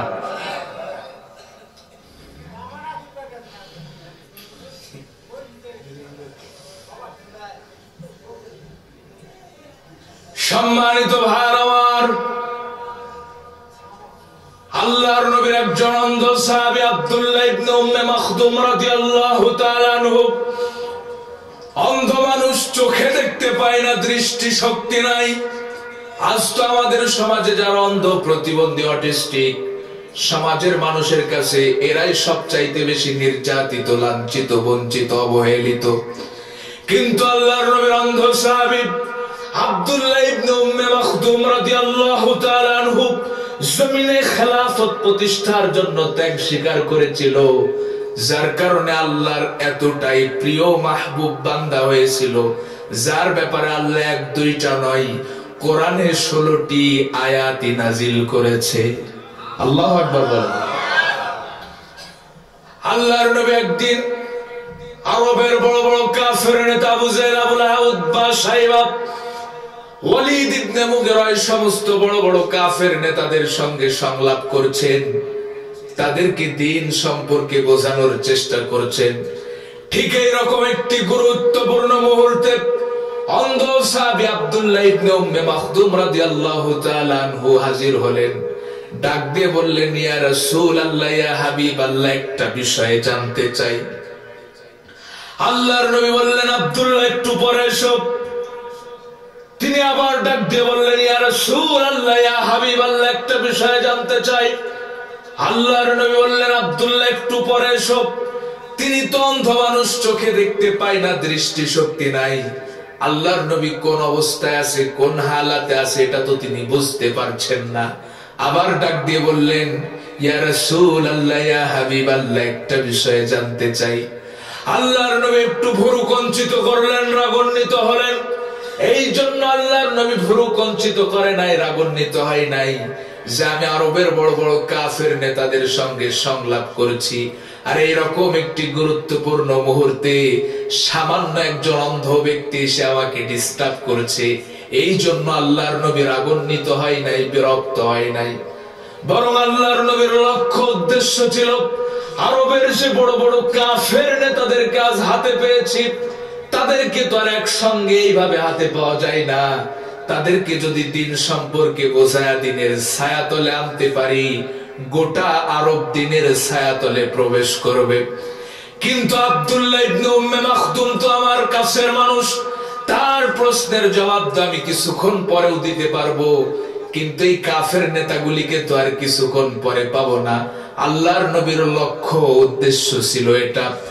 সঙ্গে সঙ্গে আল্লাহ কোরআনের আয়াত নাযিল করলেন, আবাসা ওয়া তাওয়াল্লা আন জাআহুল আ'মা ওয়া মা ইউদরিকা লাআল্লাহু ইয়াযাক্কা। চিৎকার দিয়ে বলুন না আল্লাহু আকবার। আল্লাহ সঙ্গে সঙ্গে কোরআনের আয়াত নাযিল করে ডাক দিয়ে বললেন, নবী হে, আপনি কেন ভ্রু কঞ্চিত করেন, কেন রাগান্বিত হন? এটা তো উপদেশ বাণী, যার ইচ্ছা সে ওখান থেকে উপদেশ গ্রহণ করবে, যার ইচ্ছা সে উপদেশ গ্রহণ করবে না। কাউকে জোর করে উপদেশ গ্রহণ করার জন্য তো আপনাকে পাঠানো হয় নাই। কিন্তু যে উপদেশ গ্রহণ করতে চায়, আপনি কেন তার উপর রাগান্বিত হন? কারণ আল্লাহ খুব ভালো করেই জানতেন, আল্লাহ আলিমুল গায়ব, গায়বের খবর জানেন। তিনি খুব ভালো করেই জানতেন আরবের এই সমস্ত কাফের নেতাদের কপালে হেদায়েত নাই, কিন্তু অন্ধ সাহাবী আব্দুল্লাহ ইবনে উম্মে মাকতুমের কপালে হেদায়েত আছে। আল্লাহু আকবার বলেন। কিন্তু আল্লাহর নবী তো জানেন না, এজন্য আল্লাহর নবী চেষ্টা করছিলেন এইরকম ভাবে। অন্ধ সাহাবী আব্দুল্লাহ ইবনে উম্মে মাকতুমের ব্যাপারে আল্লাহ এক দুইটা নয় 16টি কোরআনের আয়াত নাজিল করেছে। আমার মনে বড় কৌতূহল জাগলো, সেই অন্ধ সাহাবী আব্দুল্লাহ ইবনে উম্মে মাকতুম কি এমন আমল করেন যে তার ব্যাপারে আল্লাহ এক দুইটা নয় 16টি আয়াত নাজিল করেছেন। তার জীবনী পড়া শুরু করলাম, তার জীবনী স্টাডি করতে করতে অবাক হলাম। এক পর্যায়ে তার ঈমানি জজবা দেখে বাকরুদ্ধ হয়ে পড়লাম। হযরত ওমর ফারুক রাদিয়াল্লাহু তাআলা আনহুর জামানায় মুসলমানরা গাজওয়ায়ে কাদেসে যুদ্ধের ময়দানে যাওয়ার জন্য প্রস্তুতি নিচ্ছেন। এই সংবাদ অন্ধ সাহাবী আব্দুল্লাহ ইবনে উম্মে মাকতুমের কানে পৌঁছানো মাত্রই দৌড়াইতে দৌড়াইতে আল্লাহর হযরত ওমরের দরবারে হাজির হলেন। ডাক দিয়ে বললেন, আমিরুল মুমিনিন খলিফাতুল মুসলিমিন ওমর, আমার কানে সংবাদ এসেছে মুসলমানরা গাজওয়ায়ে কাদেসিয়ায় যুদ্ধের ময়দানে যাওয়ার জন্য প্রস্তুতি নিচ্ছে। ওমর, আমি তোমার দরবারে একটা দরখাস্ত নিয়ে এসেছি, আমার দরখাস্ত মঞ্জুর করা লাগবে। হযরত ওমর বললেন, আব্দুল্লাহ, তোমার দরখাস্ত পেশ করো। অন্ধ সাহাবী আব্দুল্লাহ ইবনে উম্মে মাকতুম ডাক দিয়ে বলেন, আমিরুল মুমিনিন খলিফাতুল মুসলিমিন ওমর, আল্লাহর নবী যখন পৃথিবীতে জিন্দা ছিল, আল্লাহর নবী যখন সাহাবাদেরকে নিয়ে যুদ্ধের ময়দানে যেতেন, আমি আল্লাহর নবীর কাছে আবদার করতাম, নবী গো, আমিও যুদ্ধের ময়দানে যেতে চাই। দয়ার নবী, মায়ার নবী আমার মাথায় হাত বুলিয়ে মসজিদে নববীর ইমামতির দায়িত্ব আমার কাঁধে চাপিয়ে দিতেন। আর বলতেন, আব্দুল্লাহ, মদিনার যত অসুস্থ মানুষ আছে, যত বৃদ্ধ মানুষ আছে, ছোট ছোট মাসুম বাচ্চা আছে, তুমি তাদের দেখাশোনা করবা। দয়ার নবী, মায়ার নবী মসজিদে নববীর ইমামতির দায়িত্ব আমার কাঁধে দিয়ে যুদ্ধের ময়দানে যেতেন। যুদ্ধের ময়দান থেকে যখন ফিরে আসতো, আমার কানে সংবাদ পৌঁছাতো, ওই যুদ্ধের ময়দানে আমার অনেক সাথী, অনেক বন্ধু শাহাদাত বরণ করে আল্লাহর জান্নাতের নাজ নেয়ামত উপভোগ করছেন। আবার আমার অনেক সাথী, অনেক বন্ধু ওই যুদ্ধের ময়দান থেকে গাজী হয়ে ফিরে এসে আমলের পাল্লাটা ভারী করেছে। কিন্তু আমিরুল মুমিনিন খলিফাতুল মুসলিমিন ওমর, আমার মনে বড় কষ্ট, আমি এই সমস্ত নেয়ামত থেকে বঞ্চিত। আজ আমি তোমার দরবারে এসেছি, আমার গাজওয়ায়ে কাদেসিয়ায় যুদ্ধের ময়দানে নিয়ে যাওয়াই লাগবে, কোন রকম ফেরানো যাবে না। আল্লাহু আকবার বলেন। যুদ্ধের ময়দানে গেলে কি প্যাকেট প্যাকেট বিরিয়ানি পাওয়া যায়? কথা বলেন। 500 টাকা করে হাদিয়া পাওয়া যায়, নাকি হাত যায়, পা যায়, কান যায়, চোখ যায়, রক্ত যায়, এমনকি জীবন পর্যন্ত যায়? এটা কি অন্ধ সাহাবী আব্দুল্লাহ ইবনে উম্মে মাকতুম জানতেন না? আরো আস্তে কোন জানতেন না? হযরত ওমর তার আগ্রহ দেখে তার দরখাস্ত মঞ্জুর করলেন, আর ডাক দিয়ে বললেন, ও আব্দুল্লাহ, বুঝলাম তুমি যুদ্ধের ময়দানে যাবা, কিন্তু তুমি তো অন্ধ মানুষ, চোখে দেখতে পাও না, তীর চালাতে পারবা না, ধনুক চালাতে পারবা না, তরবারি চালাতে পারবা না, এমনকি শত্রু পক্ষের মোকাবেলা করতে পারবা না। তুমি যুদ্ধের ময়দানে যে করবাটা কি, তোমার কাজটা কি? অন্ধ সাহাবী আব্দুল্লাহ ইবনে উম্মে মাকতুম ডাক দিয়ে বলেন, আমিরুল মুমিনিন খলিফাতুল মুসলিমিন ওমর, জানতাম আপনি এই প্রশ্নটাই করবেন, যার কারণে উত্তরটা আমি অনেক আগেই সাজিয়ে রেখেছি। আল্লাহু আকবার। ও আমিরুল মুমিনিন খলিফাতুল মুসলিমিন ওমর, জানি আমি যুদ্ধের ময়দানে যে তীর চালাতে পারবো না, ধনুক চালাতে পারবো না, শত্রুপক্ষের কোনো মোকাবেলা করতে পারবো না, এমনকি যুদ্ধের ময়দান থেকে পালাতেও পারবো না। কিন্তু আমার মুসলমানরা যখন গাজওয়ায়ে কাদেসিয়ায় যুদ্ধের ময়দানে প্রস্তুতি নিয়ে মাঠে নামবে, কালেমার পতাকাটা যেন আমার হাতে তুলে দেয়। কথা দিলাম যতক্ষণ পর্যন্ত আমার শরীরে রক্ত থাকবে কালেমার পতাকা মাটিতে পড়তে দেব না। আল্লাহু আকবার। হযরত ওমর তার আগ্রহ দেখে তার দরখাস্ত মঞ্জুর করলেন, আর সেনা প্রধানকে ডাক দিয়ে বললেন, ও সেনা প্রধান, তোমরা যখন গাজওয়ায়ে কাদেসিয়া যুদ্ধের ময়দানে প্রস্তুতি নিয়ে মাঠে নামবা, কালেমার পতাকাটা আমার ভাই আব্দুল্লাহর হাতে তুলে দিবা। আমি তার দরখাস্ত মঞ্জুর করলাম। জিহাদের কি প্রেরণা দেখেন। আর সেই জিহাদের কথা শুনলে আমার দেশের এক শ্রেণীর মানুষ জঙ্গিবাদের গন্ধ পাই। আওয়াজ তুলে বলুন কথা ঠিক কিনা ভাই? ইসলামে জিহাদ হচ্ছে ফরজ আর জঙ্গিবাদ হচ্ছে আরাম। অসহায় মানুষের উপর নির্যাতন করার নাম জিহাদ নয়। বাংলা ভাইয়ের মতো মানুষ হত্যা করে গাছে ঝুলিয়ে রাখার নাম জিহাদ নয়। যারা নিজেদের অধিকার আদায়ের জন্য, আল্লাহর জমিন, আল্লাহর দ্বীন প্রতিষ্ঠার জন্য রাজপথে সংগ্রাম করে, তাদেরকে বুলেট নিক্ষেপ করে পাখির মতো হত্যা করার নাম জিহাদ নয়। জাতির শ্রেষ্ঠ সন্তান আলেমদেরকে যুগের পর যুগ কারাগারের ভিতরে বন্দী করে রাখার নাম জিহাদ নয়। এটার নাম হচ্ছে জঙ্গিবাদ। জিহাদ হচ্ছে অন্যায় যেখানে, প্রতিরোধ সেখানে। আরে জিহাদ তো সন্ত্রাসের প্রতিশব্দ হিসেবে আসে নাই। আরে জিহাদ তো এসেছে সন্ত্রাসকে দমাতে। আরে জিহাদ তো এসেছে মাজলুমের চোখের পানি মুছে দিতে। আরে জিহাদ তো এসেছে এই কুফর আর শিরক, ইসলামকে নিশ্চিহ্ন করতে চাই, সেই কুফর আর শিরককে চরম শিক্ষা দিতে।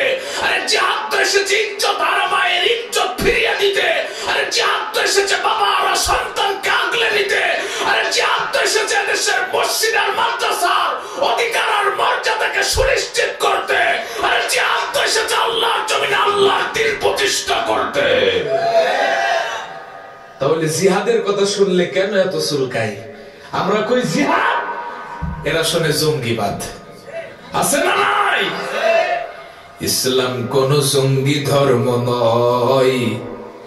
ইসলাম কোন জঙ্গি ধর্ম নয়, ঠিক কিনা? ইসলাম কোন জঙ্গি ধর্ম নয়। ইসলাম কোন জঙ্গি ধর্ম নয়। ওরে ইসলামের ওই শত্রু যারা, ওরে ইসলামের ওই শত্রু যারা, তারাই জঙ্গি হয়। ইসলাম কোন জঙ্গি ধর্ম নয়। ইসলাম কোন জঙ্গি ধর্ম নয়, ঠিক না?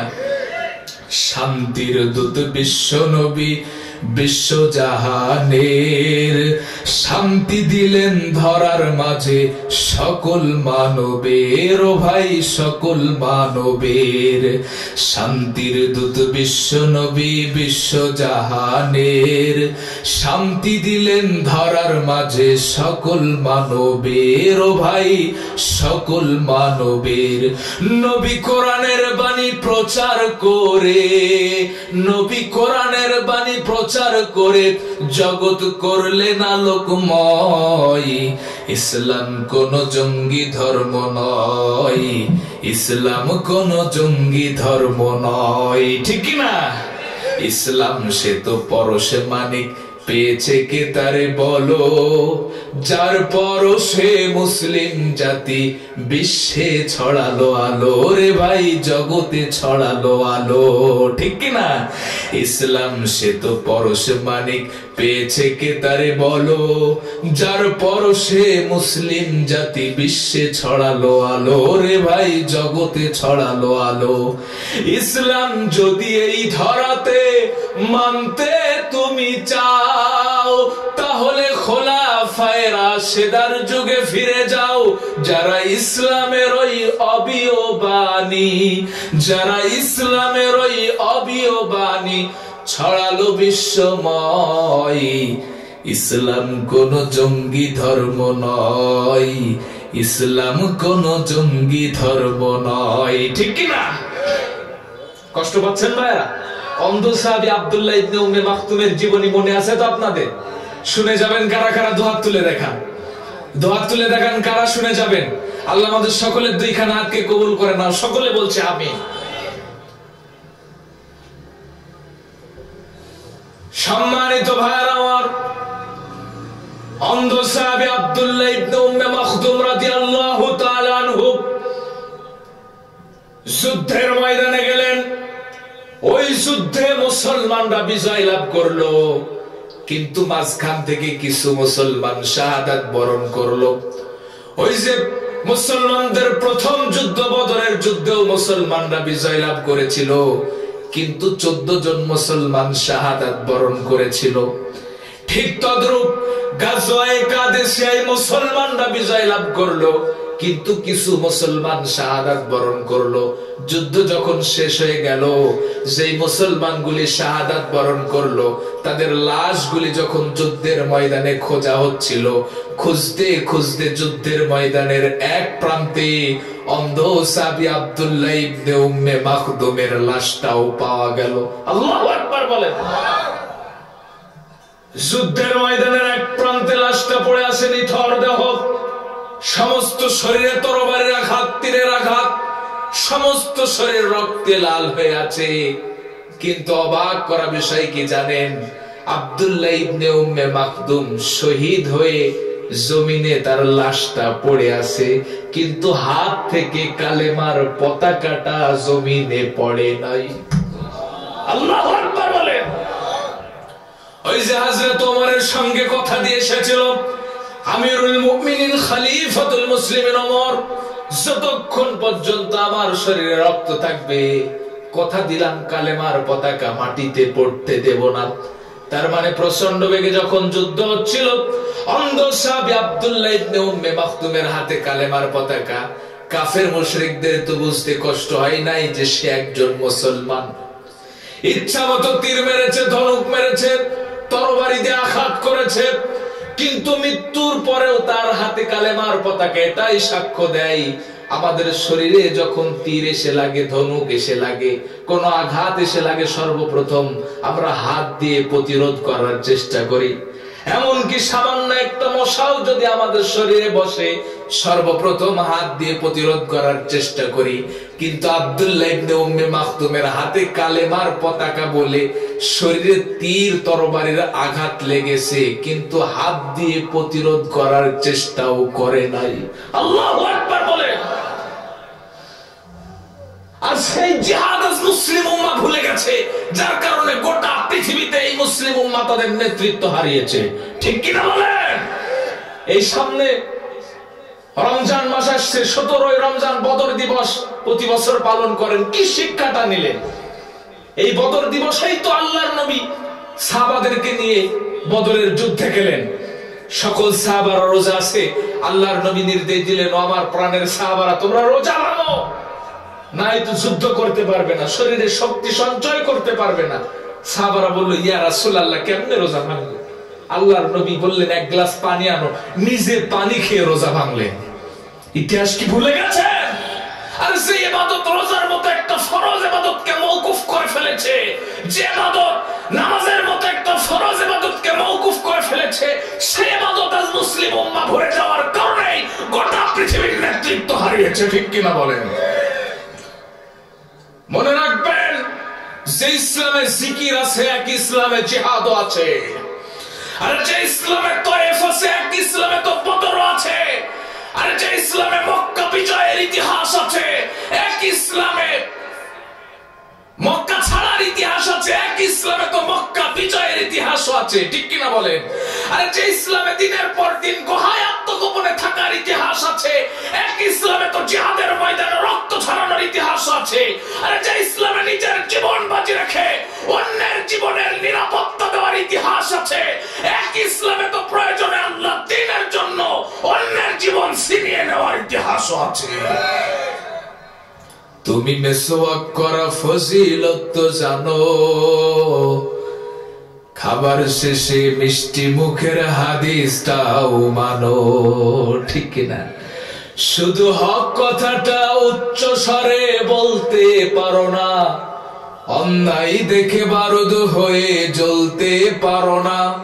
শুধু হক কথাটা উচ্চ স্বরে বলতে পারো না, অন্যায় দেখে বারুদ হয়ে জ্বলতে পারো না।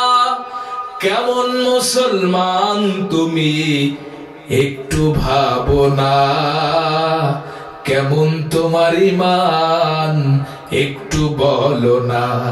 তুমি মিসওয়াক করা ফজিলত তো জানো, খাবার শেষে মিষ্টি মুখের হাদিসটাও মানো, ঠিক কিনা? তুমি যেই কালেমার দাওয়াত দিলে বুকেতে নাই তুলে, দেখো সেই কালেমার দাওয়াত দিয়ে কত জনাত জেলে। তুমি যেই কোরআনের ওয়াজ করলে হাদিয়া তোহফা মেলে, দেখো সেই কোরআনের ব্যাখ্যা লিখে কেউ ফাঁসিতে ঝোলে। তুমি দুনিয়ার মোহে জীবনের মায়া ছাড়তে পারো না, প্রভুর রাহে প্রাণ বিলিয়ে দিতে জানো না। কেমন মুসলমান তুমি একটু ভাবো না, কেমন তোমার ঈমান একটু বলো না। তুমি মিসওয়াক করা ফজিলত তো জানো, খাবার শেষে মিষ্টি মুখের হাদিসটাও মানো, ঠিক কিনা? একটু জিকির করুন লা ইলাহা, জোরে জিকির করুন লা ইলাহা।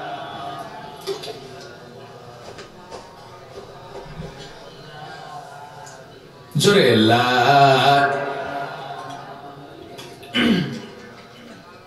আপনারা কষ্ট পাচ্ছেন ভাইরা? আমি কি আলোচনা শেষ করে দেব? আপনারা উঠাউঠি করছেন কেন? আমি জাস্ট টাইমের ভিতরে আলোচনা ছেড়ে দেবো ইনশাআল্লাহ। আমি যে ডেটে মাহফিল নিয়েছি সেই ডেটে মাহফিল সারবো ইনশাআল্লাহ। বলে আজ কয়েকদিন ধরে বাড়ি থেকে সেই সফরে, প্রথম মাহফিল করলাম এলাকায়, তারপরে গেলাম কক্সবাজার, তারপরে বান্দরবন। আবার তো ভাইরাল হয়ে যাবে মিডিয়ায়, ওইভাবে বলতে চাচ্ছি না। আজ কয়েকদিন ধরে সফরে রয়েছে, অনেক কষ্ট করে আজকে আপনাদের মাহফিলটাও হাজির হলাম আপনাদেরকে কিছু মেসেজ দেওয়ার জন্য। আপনারা যদি পরিবেশটা নষ্ট করে ফেললেন, ওঠাউঠি করেন, এই কোরআনের মজলিস থেকে আল্লাহর কাছে কি জবাব দিতে হবে না ভাইরা? বলেন দেয়া লাগবে না? তাহলে আমি আমার জাস্ট টাইমের ভিতরে আমি মোনাজাত করব ইনশাআল্লাহ। আমরা শেষ পর্যন্ত মোনাজাত করে এই ময়দান থেকে উঠবো। কারা কারা একটু দু হাত তুলে দেখান তো। যারা যারা উঠতে পারবেন মোনাজাত করে তারাই হাত তুলে দেখান। যারা পারবেন না তাদের নিয়ে আমার কোনো দুঃখ নেই, কষ্ট নেই, উঠে যান। মোনাজাত করে যাবো তো ইনশাআল্লাহ। এইরকম কত মাহফিল তো হয়েছে, মাহফিল থেকে বাড়িতে গিয়েছে, আর জীবনে কোনোদিন মাহফিল শোনার সৌভাগ্য হয় নাই, আছে না? হতে পারে তো আজকের মাহফিল তো আমার আপনার জীবনের শেষ মাহফিল, হতে পারে না? কিয়ামতের দিন হতে পারে এই মাহফিলটাই আমাদের নাজাতের ওসিলা। আল্লাহ তো বান্দাকে নাজাত দেওয়ার জন্য ওসিলা খুঁজবে, ওসিলা খুঁজবে না? তখন হয়তো এই মাহফিলটাই আমার আপনার জীবনের নাজাতের ওসিলা হয়ে যেতে পারে। এই জন্য আমি মুসাফির এসেছি, আমরা সকলে আজকের মাহফিল থেকে দোয়া করে, দোয়া নিয়ে তারপরে উঠবো ইনশাআল্লাহ। বলেন আরো জোরে বলেন ইনশাআল্লাহ। সুতরাং আল্লাহ তাআলা আমাদেরকে এই পৃথিবীতে পাঠিয়েছে কি জন্য? ইন্নী জাইলুন ফিল আরদি খলিফা, জমিনের নেতৃত্ব কায়েম করার জন্য, ঠিক কিনা বলেন? সুতরাং যে ইসলামটা দেখছেন, এই ইসলাম এমনি এমনি আসে নাই, অসংখ্য সাহাবার রক্তের বিনিময়ে, জীবনের বিনিময়ে ইসলাম এসেছে, ঠিক কিনা? আর আমার দৃষ্টান্ত দিতে যে বলি, সুন্দর মেয়েরা কলস কাকে নিয়ে নদীতে পানি আনতে যায় যখন, কিছু দুষ্টু পোলাপান চার রাস্তার মোড়ে তিমের মতো দাঁড়িয়ে থাকে, ঠিক তখন ওখান থেকে আওয়াজ দেয়া, হারে জীবনে মানুষ না হয়ে যদি কলস হতাম, নিজেকে কতটাই না সৌভাগ্যবান মনে করতাম। কলস জবাব দেয়, রে যুবক দাদা, আমি ছিলাম নদ নদী খাল বিলের কাদা, সেখান থেকে আমার তুলে এনেছিল কুমার দাদা। গলার উপর পা দিয়ে কয়, রে নরম কাদা, তুই আমারে দিবি চাঁদা। আমি বলেছিলাম, ওরে কুমার দাদা, আমার মতো নরম কাদার কাছে চাও তুমি চাঁদা। আসলে চাঁদাটা কি? দুষ্টু কুমার কয়, রোদ বহাবি আর শক্ত হবি। হালকা শক্ত হলাম যখন, ওর গোল চাকার উপরে বসালো ঠিক তখন হাতে মারে, কানে মারে, চোখে মারে, ইচ্ছা মতো নির্যাতন করে।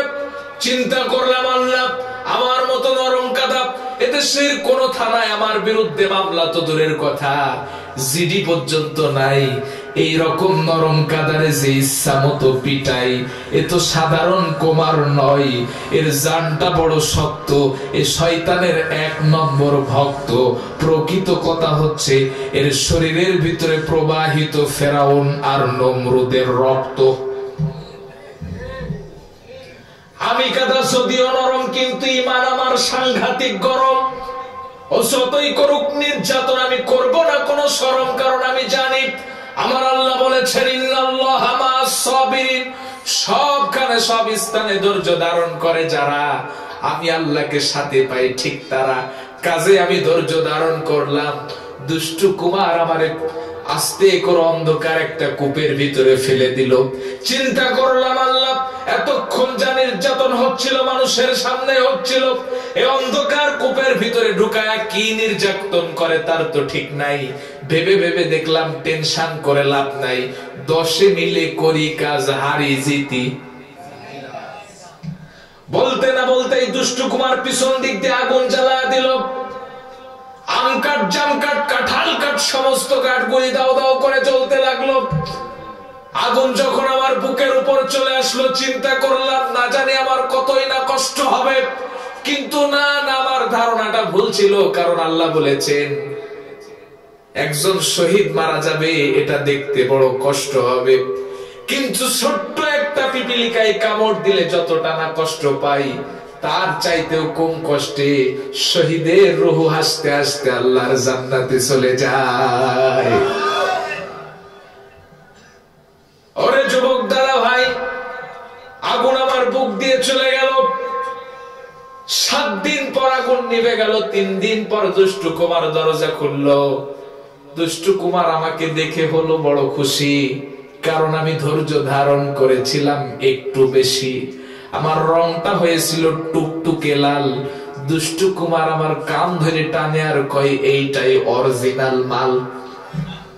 বাজারে বিক্রয় করতে নিয়ে গেল। ক্রেতা কয় কুমার দাম কত? কয় 100 টাকা। কয় কম হবে না? কয় না, অরিজিনাল মালের দাম কম হয় না।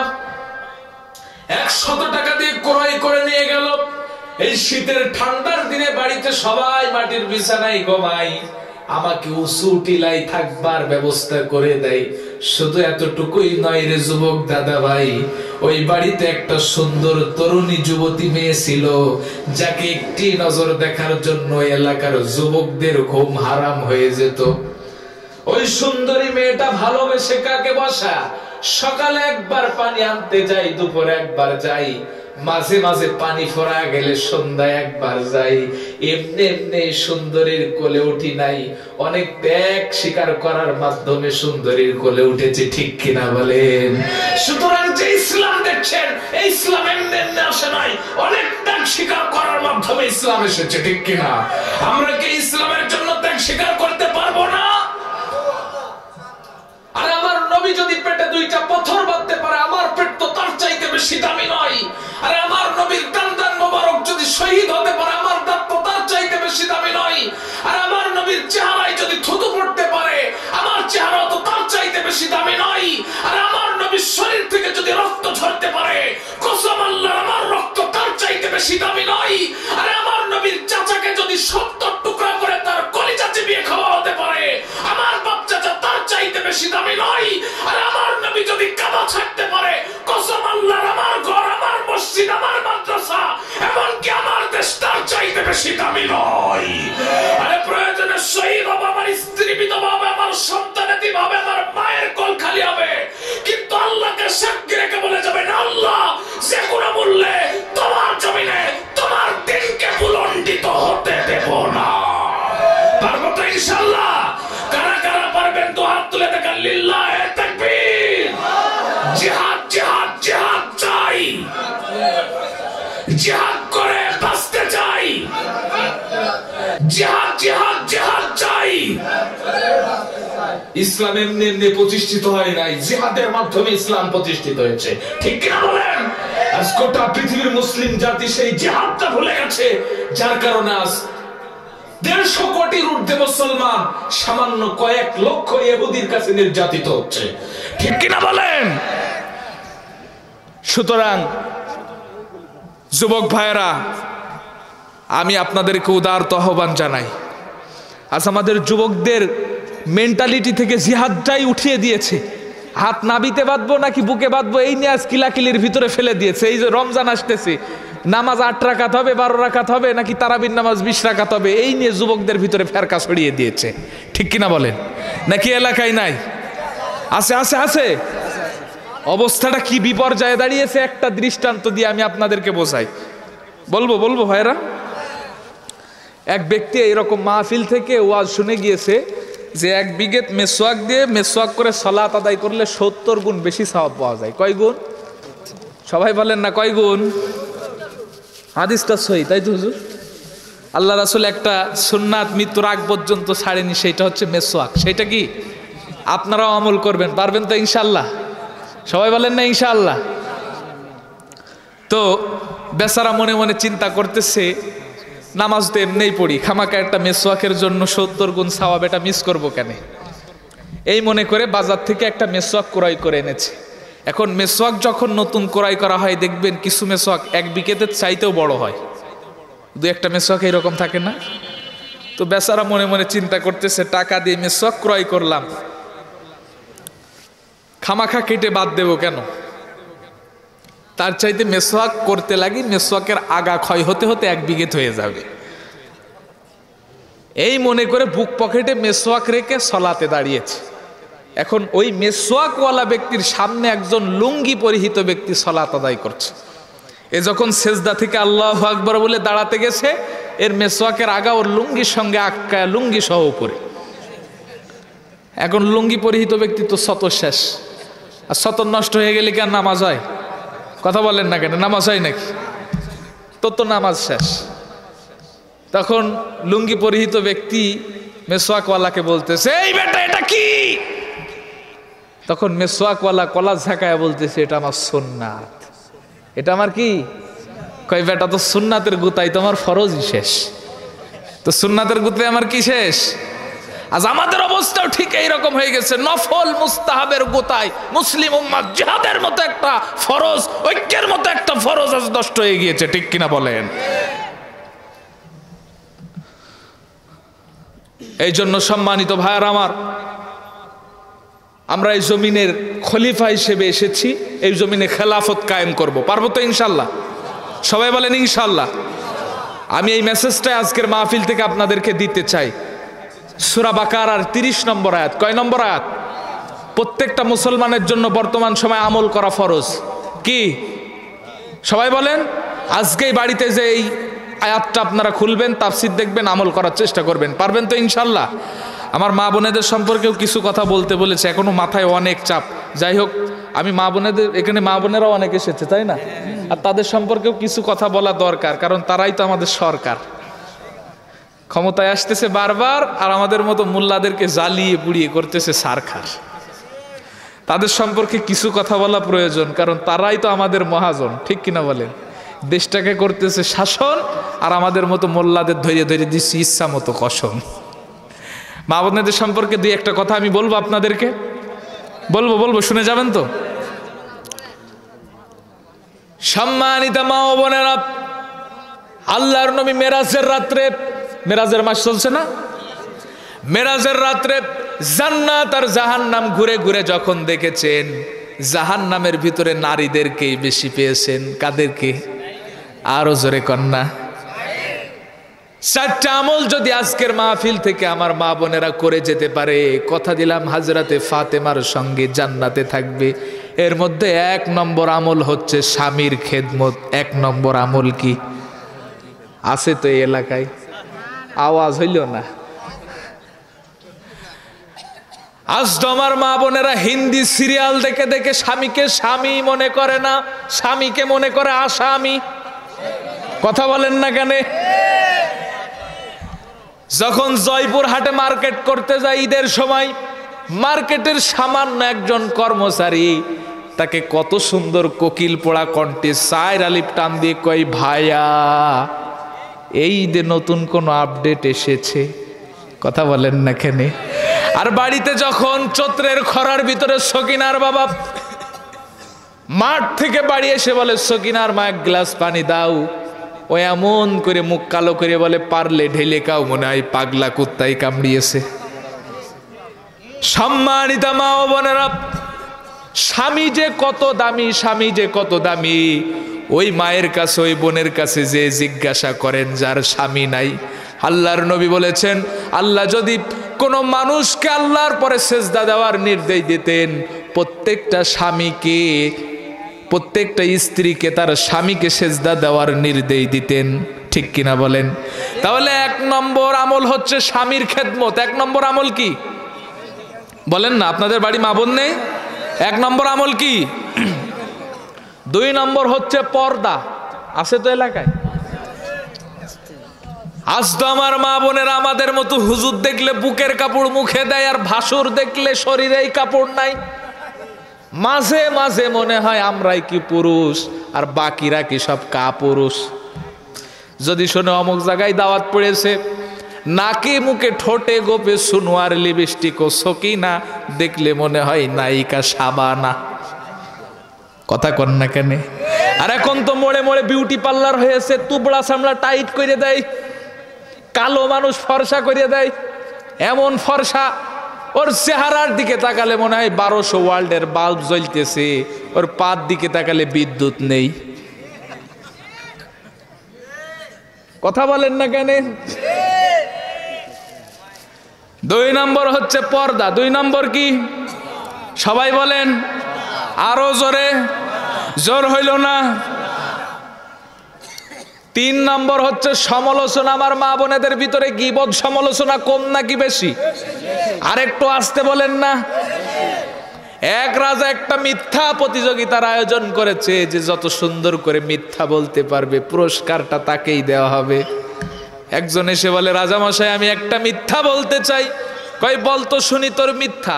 কয় রাজামশাই আমি দেখতে পেয়েছি ক্ষুধার যন্ত্রণায় ছোট্ট একটি পিপিলিকা বিশাল বড় হাতিকে গিলে খেয়ে ফেলেছে।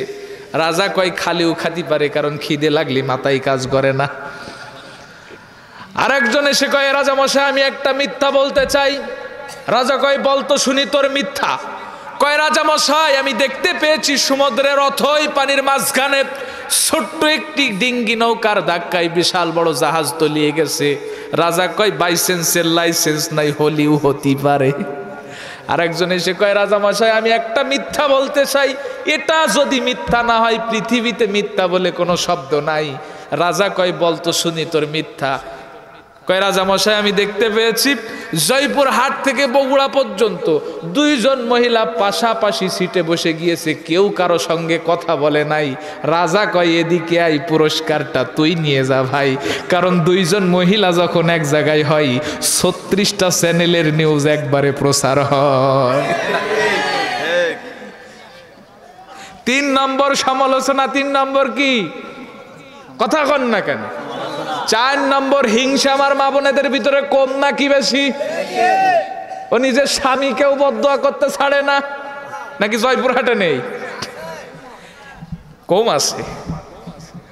এই 4টা আমল বর্জন করে যদি আমার মা বোনেরা 4টা আমল করতে পারে, হযরতে ফাতেমার সঙ্গে জান্নাতে যাবে। মা বোনেদের 4টা কথা বললাম, আপনাদের সম্পর্কে যদি কিছু কথা না বলি পরের বার আসলে কি আমার খাতি দেবে? কথা কন না কেন? আপনাদেরও 4টা আমল শিখাবো। এর মধ্যে 1 নম্বর হচ্ছে মোহরানা পরিশোধ করা। কি করা? কথাটা এবারও জোর হইল না। এখন যদি বলি মোহরানা পরিশোধ করেছেন কয়জন হাত তোলেন? ম্যাক্সিমাম হাত নিচে নেমে যাবে। ঠিক কিনা বলেন? ও বাসর রাত্রে যে স্ত্রীর পা জড়িয়ে ধরে, ওরে তো আসামি ভাববে, স্বামী ভাববে নাকি? কথা বলেন না কেন? এই যুবক যারা আছেন হাত তোলেন তো দেখি। যুবক যারা আছেন বিয়ে করেননি, চাচা আপনি না, যারা বিয়ে করেননি যুবক আছেন হাত তোলেন। আরে হাত তোলেন না কেন? 2 হাত তোলেন। আজকের মাহফিল থেকে ওয়াদা করেন যে মোহরানা পরিশোধ করে তারপর বিবাহ করব। হাত তোলেন। সব যুবক বলেন ইনশাআল্লাহ মোহরানা পরিশোধ করে বিবাহ করব। বলেন না কেন? মোহরানা পরিশোধ করে বিবাহ করব।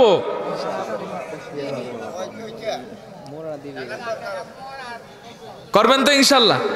টাকার দরকার আছে মানে এটা তো ফরজ আইন। এটা কি আইন? যদি টাকা পয়সা না থাকে রোজা থাকো, সে পদ্ধতিও আছে, আছে না নাই? 1 নম্বর মোহরানা পরিশোধ করা। 1 নম্বর কি? সবাই বলেন। 2 নম্বর হচ্ছে স্ত্রীর প্রশংসা করা। কি করা? আজ তো আমার ভাইয়েরা নিজের ঘরের স্ত্রীর প্রশংসা করে না, ও প্রশংসা করে পাশের বাড়ির ভাবির। আছে না নাই? যার কারণে আজ অবৈধ প্রেম আর ভালোবাসা এমন ছড়াছড়ি, আজ মিটার লাইন বাদ দিয়ে সাইড লাইনের প্রতি ভালোবাসা। আছে না নাই? অবৈধ প্রেম আর অবৈধ ভালোবাসা কি বলবো ভাই? বিশ্ববিদ্যালয়গুলিতে গেলে আবার সামনে 14ই ফেব্রুয়ারি, তাই না? এই 14ই ফেব্রুয়ারি যে দেখবেন গাছের গোড়ায়, গাছের মাজায়, গাছের আগায় সব কবুতরের বাচ্চার মতো জোড়াই জোড়াই। কার্তিক মাসের কুত্তার লজ্জা শরম আছে, কিন্তু এদের কোনো লজ্জা শরম নাই। কি দেবে রায় জাতিকে? যে জাতির চরিত্র নাই, যে জাতির ইউনিভার্সিটির ছেলেরা চরিত্রহীন, বিয়ের আগে অন্য মেয়েকে পাশে বসায়া, কোলে বসায়া ঘন্টার পর ঘন্টা প্রেম করে। এরা যখন বড় হয়ে ওসি হবে, ডিসি হবে, এসপি হবে, ওই যে জামালপুরের ডিসির মতো সিসি ক্যামেরায় উলঙ্গ নারী সহকারে দেখতে পাবে। কি দেবে রায় জাতিকে? এখন আবার নতুন করে আকাম ঢুকিয়েছে কি? ট্রান্সজেন্ডার। নাউজুবিল্লাহ বলেন। যে আকাম করার কারণে হযরত লূত আলাইহিস সালাতু ওয়াস সালামের জাতিকে আল্লাহ ধ্বংস করে দিয়েছিল। পুরুষে পুরুষে যে না, বোঝেন আপনারা? মুরব্বীরা তো ইংরেজি বোঝেন না। ট্রান্সজেন্ডার মানে পুরুষে পুরুষে বিয়ে করতে পারবে, মেয়ে মেয়ে বিয়ে করতে পারবে। নাউজুবিল্লাহ বলবেন না? হযরত লূত আলাইহিস সালাতু ওয়াস সালামের সমস্ত জাতিকে আল্লাহ ধ্বংস করে দিয়েছিল এই নিকৃষ্ট পাপ করার জন্য। আর সেই পাপ আজ আমার দেশে চালু হচ্ছে, আমার সন্তানদের সিলেবাসে সেই শিক্ষা দেওয়া হচ্ছে।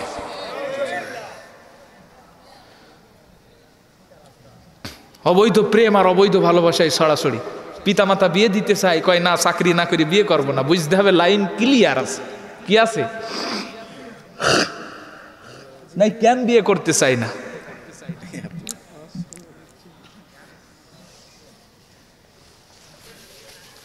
ছয় বছর বিদেশ থাকার পর কুয়েত থেকে যখন দেশে ফিরে এসেছে, পিতামাতা বিয়ে দিয়েছে।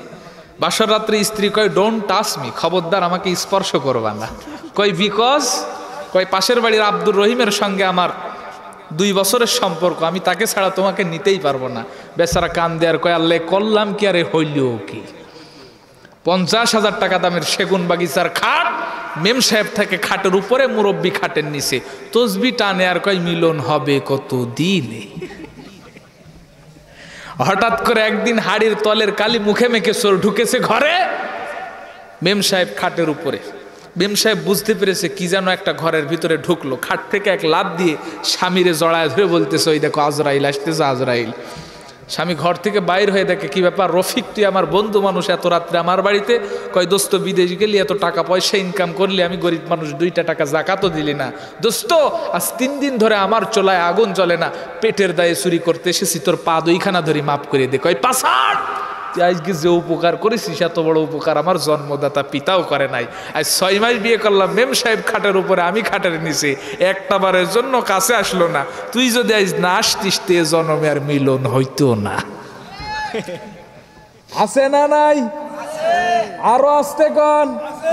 চাচারা বুঝবেন না, যুবকরা ভালো বোঝে। অবৈধ প্রেম আর অবৈধ ভালোবাসা। একজনের স্বামী আর একজনের স্ত্রীর সঙ্গে অবৈধ প্রেম করতেছে, রাতের আধারে অবৈধ মিলামেশা করতেছে, অবৈধ সন্তান পেটে ধারণ করছে। আর এই অবৈধ সন্তানগুলি বড় হয়ে আলেম ওলামার উপর নির্যাতন করছে। ঠিক কিনা বলেন?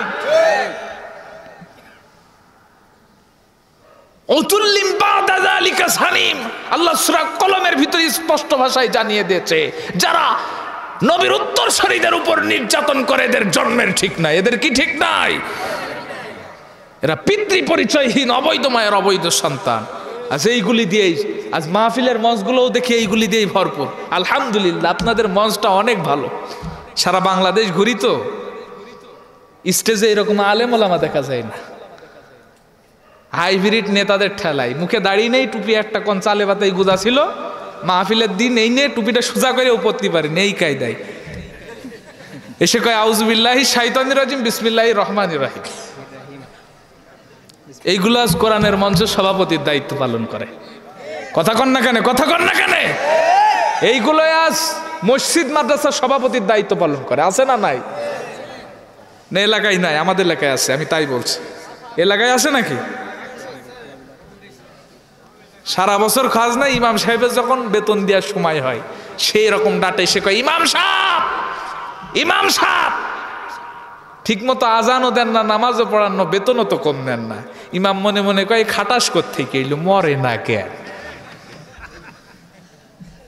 ইমামের বেতন 3000 টাকা, তাও আবার 6 মাস বাকি। বেচারা করবে কি? বেগুন খায় আর চুলকায়, বেগুন খায় আর চুলকায়, চুলকাইতে চুলকাইতে পিছনে লুঙ্গি গেছে সিঁড়ি। এখন সেজদায় যখন যায় বড় ভয়ানক অবস্থা তৈরি হয়।